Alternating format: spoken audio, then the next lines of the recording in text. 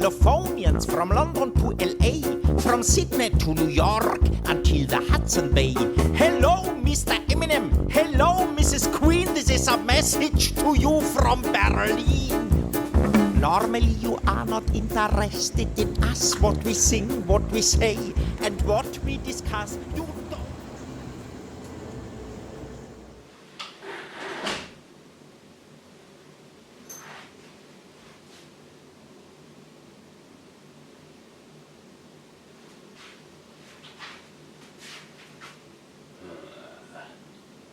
Oh, get a tan and let your hair grow, they said. This will look good, they said.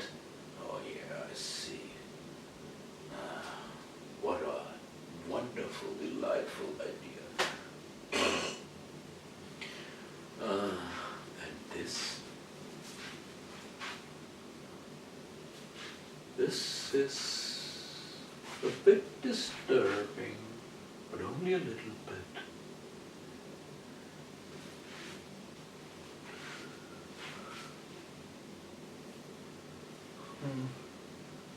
This is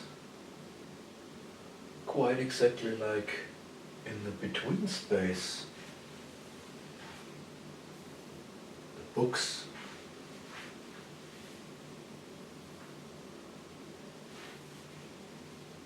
And this. No. There are some different things in here. But the drawers.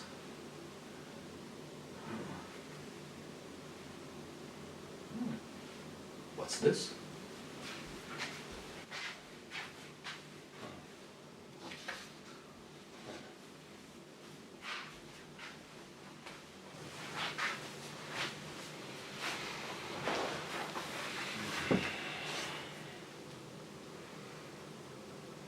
Dear friend, I hope you will find this item useful for what you are supposed to do. Best regards.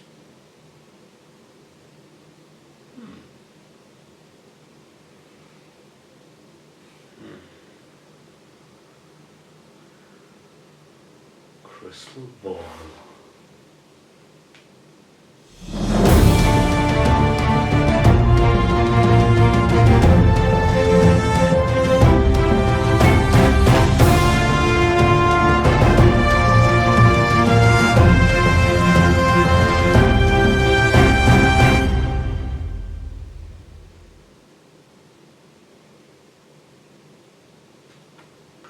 Hello, you bloody Anglophonians. Well, here it starts, the new mission to bring you the Franco-Belgian comic world, the European comic world, if you want to. And we start with a classic. Last time I let you take a look at several comic magazines as they were produced in Europe. And today we look at one of the main characters of one of these magazines. Well, not one of the main characters, of the main character. And his name is Spirou, and he is a bellboy.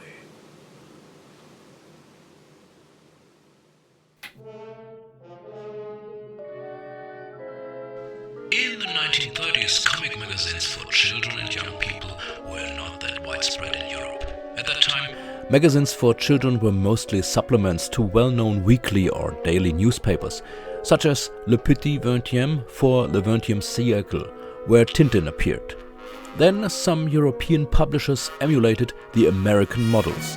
One of these publishers was the Belgian Jean Dupuis, who has already brought out several magazines with success. He wanted a title character in this new magazine for children, and together with his family, his wife and sons, he came up with the name Spirou. Spirou is Walloon for squirrel, but it also means rascal. They came up with a description according to which Spirou should be a boy of 8 or 10 years, a bit wild and easily distracted, but who still does his homework. He should experience his adventures after school with his friends, where there is always trouble. With this description, Dupuis was looking for a draftsman who would be able to breathe life into this character. They found the Frenchman Robert Veltet, who was already known as a draftsman under the alias Rob Vel. Veltet had once worked for a while on a passenger ship, where he was very impressed by the bellboys, or bellhops as they were also called.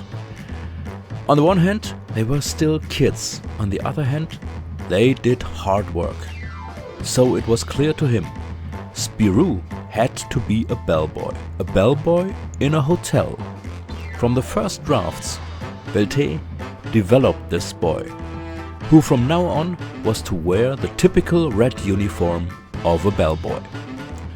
Spirou was supposed to turn everyday life in the Hotel Moustique upside down as Gopher, and made his debut on the cover of the first issue of Le Journal de Spirou, the Journal of Spirou, of April 21st, 1938.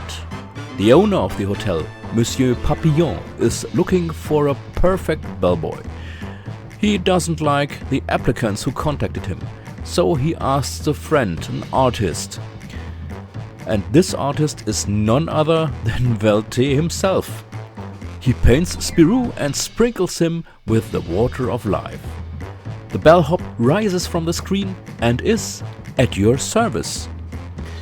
In his capacity as a hotel servant, Spirou first appeared on the front page in the form of 27 one-pagers in 27 issues, whereby it was significant that from the 9th episode onward his experiences took place more often outside the hotel than inside.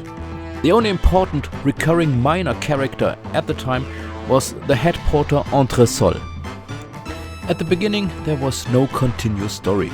Every single page had a punchline and that was all.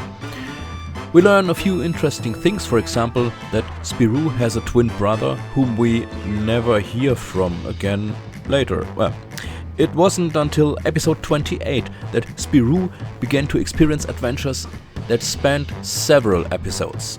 But this is another story.